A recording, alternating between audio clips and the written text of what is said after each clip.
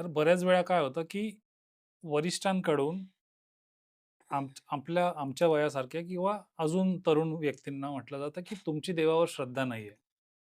पण तसं मुळात नसतं खरंय. बऱ्याच ठिकाणी.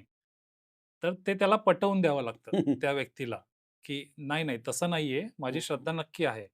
कारण मी देवळात जातो, मी हं. देवासमोर नमस्कार करतो, मी कोणी गरीब दिसला तर मी त्याला मदत करतो. हा जो सगळा परमार्थाचा भाग आहे किंवा मी घरातल्या सगळ्या व्यक्तींचा रिस्पेक्ट करतो. तर हा सगळा परमार्थाचा भाग तो व्यक्ती हा व्यवस्थितरित्या फॉलो करत असतो.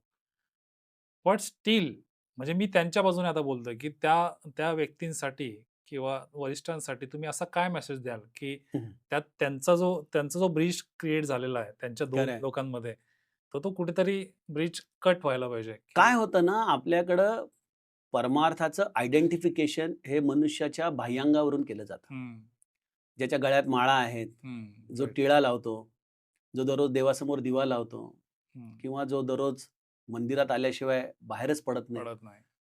ठीक आहे, या सगळ्या गोष्टी मी याच्यातल्या कुठल्याच गोष्टीला पारमार्थिक नाही असं म्हणणार नाही. हं, या सगळ्या परमार्थाची अंग आहेत. परंतु ही परमार्थाची अंग कशी आहेत, की जसं एखादी कुलीन स्त्री आहे, श्रीमंत आहे, पैसा अडका आहे, हं, सगळं आहे.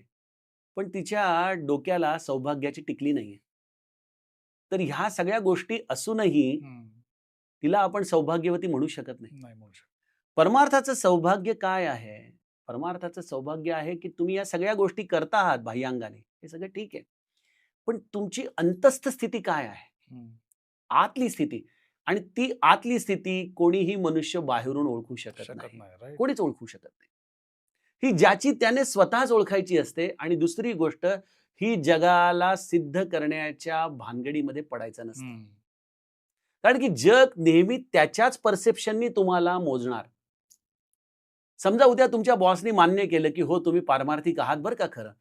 पण तुम्ही जर आतली स्थिती जाणता आहात, हं. "कार भुललासी वरलिया रंगा, ऊस डोंगा परी रस नवे रस डोंगा, नवडंग. कार भुललासी वरलिया रंगा."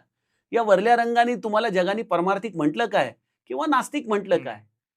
तुमची अंतर्स्थिती ही तुम्हाला माहिती आहे हं.